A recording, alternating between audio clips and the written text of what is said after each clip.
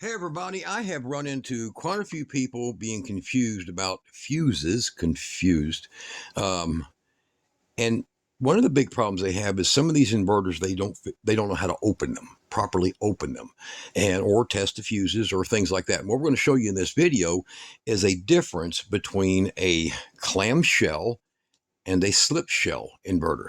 Now people might think, oh, click, I'm off that video. Well, there's a little secret.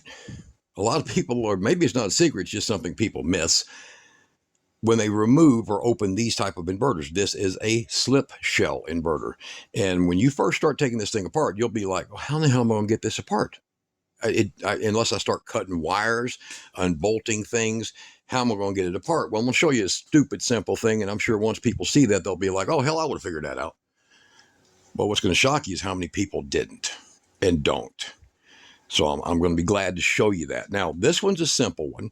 It's 4 screws, 2 here and 2 there, and then it's a clamshell, okay? So it has a open tongue and groove, open tongue and groove. You see that? There's the tongue over there. There's the groove. It's not beaded. It's not a bead. That's just a straight little notch, little to go into there and lock down. This is the sweep power. Look below the video. I'll put a link to these items. So if you like the way they perform in this test or later test or whatever I do it, you can go get one. They're really good. This one here is a very oddly named, but fairly well built, has 112.5 volt output, which I'm not really crazy about, but it does do good. This one is the best output of 120 to 122 volts, which means everything you got will start and run great, like refrigerators, air conditioners, things like that. This one here, it might take just a hair more of a start to do it, but it'll also do it just fine. So what is our big thing about this being a slip shell? Okay. All right. So I'm going to have Kira hold the camera there, and we're going to go into this, and I will open this up and show you what it really means to be a slip shell. Now, I've taken out all the other screws. I've taken out the upper screws over here. Now, there's a reason that I'm leaving the bottom screws in on this side over here. These are heavy. There's going to be heavy cables. There's not going to be much mobility in this end cap and the fans and all that. Okay, down here on this side, you have just AC wiring and small control wiring, and that's about it. So this is the side that you want to get the full thing removed on. Now, so I have all the screws on this faceplate removed. And as you'll notice, I'm going to pull that out. And you'll see here that this cover slips. You see this? It's locked. I can lift the whole inverter by the cover. Okay? And most people are going to have this like I have it right now. They're going to have it sitting on a table. And if you don't, well, you're kind of foolish. But if you're going to have it sitting on a table and you're going to be trying to figure out, you know, do I unbolt all of this down here and remove these fans and try to get all this removed so I can pull this off? Because remember, that's just 2 big cables and a few fans that I can just snip the wires on and patch it back together so that I can slide this off. Or let me show you the part that a lot of people, and I don't know why, because I guess people ain't designed anymore to think outside the box. This is thinking outside the box. Now, you'll notice this is the radio control unit that goes with this because it's a remote. This model here has a remote control, okay? So you got to be careful with this part. But as you watch me here, you notice the 110 wiring, it's plenty long enough because this is how they have to close it at the factory. Now, once I've dropped this below that grade right there, now be careful because this has a display on the top. You'll do like so. The display, unplug and set aside. Get it out of your way. All right, now you turn this back around. Now, of course, you've always wanted to make sure that you've disconnected power to this, right? Right? Yeah, it's a good idea. And then you can see in here to get to your fuses. Now I'm going to go ahead and kick this light on. And we'll get in here and look. All right, so here, come on in. So you'll notice your fuses. Now, even though these have a blade, let me show you something right now that you're going to probably run into. Let's just isolate one. I want to isolate it by pushing it apart a little bit. Let me show you this. Now, why did that happen? Well, when these are installed, they are literally taking the blades that this slips into, and they're installed on the fuse, and then they lower the fuse, or the machine lowers the fuse in there, and it goes across the solder bath, and it gets a little tiny bit of solder on the tips. Now, it doesn't keep you from pulling the fuse out, because if you grab the blades, come in a little closer, if you see down in there and you grab the blade, I'm going to give it a little bit of a pry, and up it comes. And then I'm going to grab the other side, and up it comes. Now, that's a destroyed fuse if I was trying to keep that one, but there you go. And now you can take the new fuse, check it, verify it, make sure it's the right one, grab it like so, get it down in there where you can put it in the blades. Now, you see down there, these are just spade terminals that have been soldered into the board. And if you got one that's loose, you want to kind of grab it and just pinch it a little bit. So if I have one that's loose down here, I just want to kind of get it, pinch it a little bit. Make sure this inverter is totally charged down. And then I'm going to lower that in. Get that in there like that. And I'll use the tip of my needle nose to push it back 100% into place. And then there you go. Some of them will simply come out like that one will, or did. But if it does come out like this, you can slip it back up inside the fuse cover. This is just a cover. You can actually install these without even having the cover on them, guys. It's the only reason the cover's on them is in case that was to melt when it burns in half and fall over. It could fall over inside of some of your electronics. And that's the reason that you want to prevent that. So that's a pretty simple, easy test right there. So now what I'm going to do here is I'm going to show you how to do there's a reason, and a lot of people don't even know this. You see the top of this fuse? Let me do this here. I'm going to basically break the fuse. No continuity here. And then I'm going to show you why that those little terminals are in the top of that. It's an electrician's friend is what it's called. Okay, so here's your fuse. Nice and toasted out, burnt, because Uncle Billy came over and messed with your inverter. You knew better than let him do it. You did it anyhow. So you have that. Let me flatten that out here.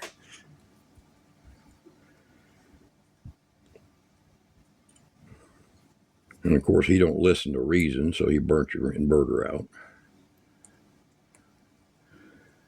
And those two little metal contacts on top of that fuse,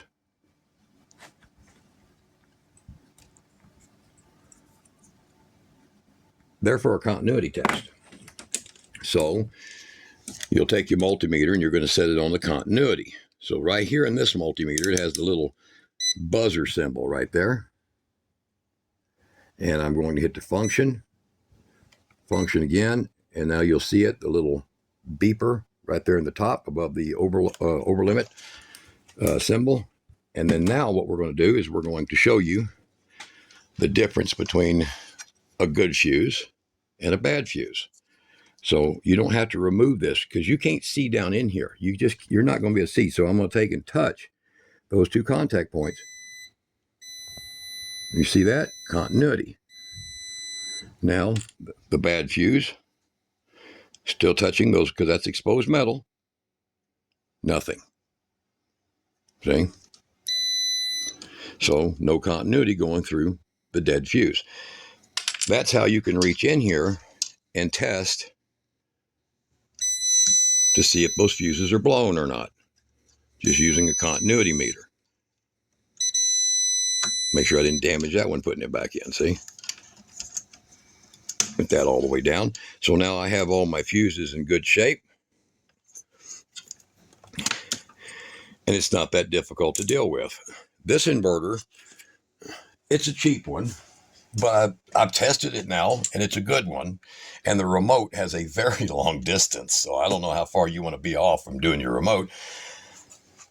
And it's not that difficult to deal with when you understand how to use the table itself as a way to disembark your cover. So give it space, get this plugged back in.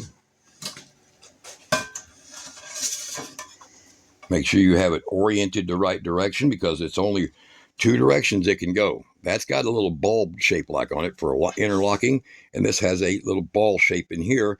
So you want to check, make sure you're in the right positions on it. And you got to, when you get it started on here, it's very difficult to get these started. Go to the side over here. But as soon as you get them started, you want to kind of pull up on it to see if you're locked in, and then you're going to slide back slowly, give it a little shake, and make sure, now reach underneath that wire that I just plugged in. You want to make sure it's not catching on anything. So put your hand up in there where it's nice and safe. Get up under there. Up underneath there. Make sure it's in there good. And then you'll kind of let it float slowly in. There it goes. It gets past everything, and I am closed. Now, it's just as much as putting it back on the table. And if you'll notice on the table, you ain't coming off. You're just going to run into everything. So get it back on there. Make sure that's not bound up anywhere. Not going to hit nothing, and close it back up. So we'll close it back up. I'm going to fire this thing up and show you this little inverter here and some of its features. And you can take a look over here at the sweep power. Let me give you little suggestions on it. Now, same scenario. Has a meter that's up here in the front display. This one does not unplug. This is a fixed. So in other words, the little metal tongs are in the board soldered. This is not a plug. Do not try to take that loose. Your plug is right here. You see where that glue is? And an X-Acto knife, or just doing it right, you can get that off of there. You kind of work it and you'll get that off of there if you want to remove the top, but you don't have to. Now, another thing about the sweep power, let's go into here right quick. There you go. Get that light on. Can you turn it on? There you go. Is down here is a trimmer adjustment right here. Now, you can change the voltage on a sweep power. That one over there, you cannot change the voltage on, but this one you can change the voltage.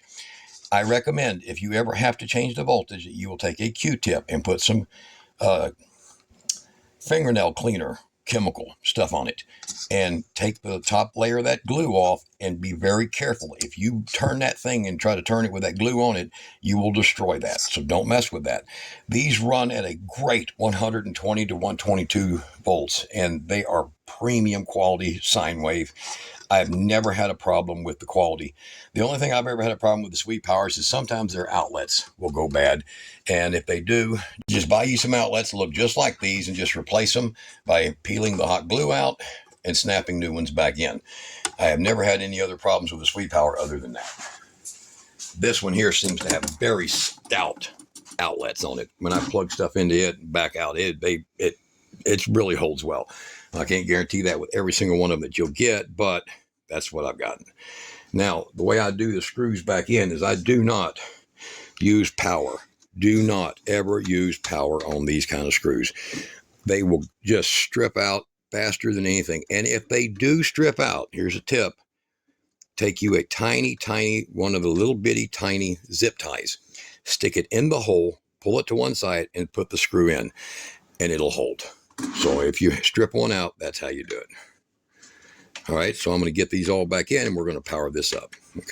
Okay, with it back together, sometimes you can actually blow all your fuses when you hook these up. If you've ever hooked up an inverter, and especially if you haven't, when you take and make a full connection to your battery, there's such a, did you see the huge capacitors in there? There's such a massive draw that you can actually pull so much power through in a short period of time, you will blow out your fuses. So it's a good thing you just learn how to fix them. All right, now let's learn how not to blow them to start with. One, you don't loan this thing to Uncle Billy. And you don't let your brother-in-law, because you know he's a moron, you don't let him use it, okay?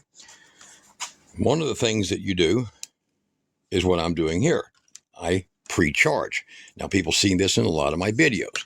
So I'm going to make sure that the power switch is in the neutral position. On this one, it's 3 position. And I will then put the charge through a very basic light filament, like a resistor. And you can see how long that bulb's going to burn there. There's a lot of capacitance inside this thing. So, I mean, as far as load starting ability, that's a sign. Okay. Now I've got my little jumper here, and I'm going to hook it up and take that off. So I don't have to have that on there. And then because we're going to pull enough to run at least a 100 watt light bulb, I need at least 2 of these 8 amp capable jumpers to do that. So let's get over here and we'll turn it upright. Hopefully I don't hit nothing in the process here. There we go. And I will fire it up.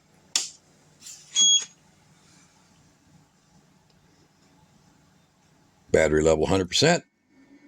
Fan cycle runs. 12.8 volts, which is a lie. It's actually 13. So 13.1 actually. So it's a little bit of fibinating there. And let me get a little prop here so we can actually see activity on it. There we go. All right. Now the inverter does weigh about 16 pounds. So she's a little bit heavy. And it's actually quite large. Okay. But it seems to have significant power for starting. I tried this on a circular saw, and we're going to do a video on it soon, but you'll see here, very stout plugs. Very stout plugs, which is unusual for one of these bargain basement inverters. Over here, we have the 2 different phases or steps on this inverter to where you can shut it back off and also put it on the remote. Now, it does have 2 very powerful, nice sub-Cs and 2 standard USBs over here. This inverter does come with an excellent freaking battery wrench or lug wrench. So this is for the terminals down there on the end, and you can see it's for a pass-through. Absolutely nice. I love that. Just don't touch the body of the inverter with it. Okay.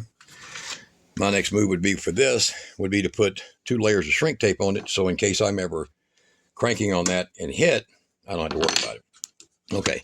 Now, as far as the remote, everything works fine. Nothing has gone wrong. And we verify that by doing the following. So it's powered up now, and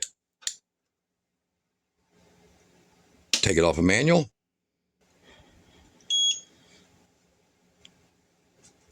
There we go. Light's back on.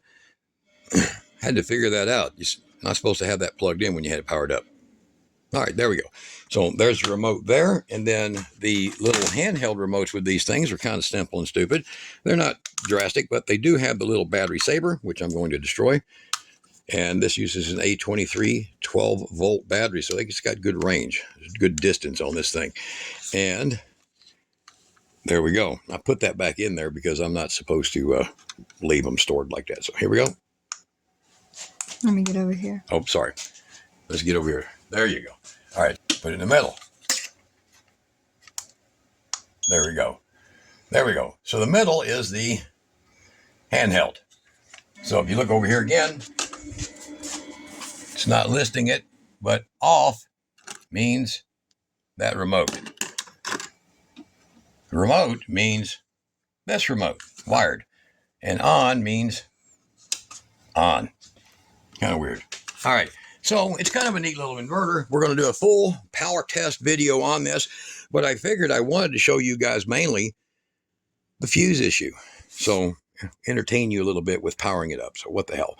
But it's over there running a light. It's showing it pulling 101 watts. Come over here, Kara. Or 90 watts right now, showing it pulling 90 watts. Quasi-accurate. It actually bounced up to 101 and then it's down to 90. So quasi-accurate. We'll find out more in the next video on this XIZROX. Why don't they just call it XIZROX? Sounds like a FM heavy metal station, right? All right. All right, guys, y'all be good.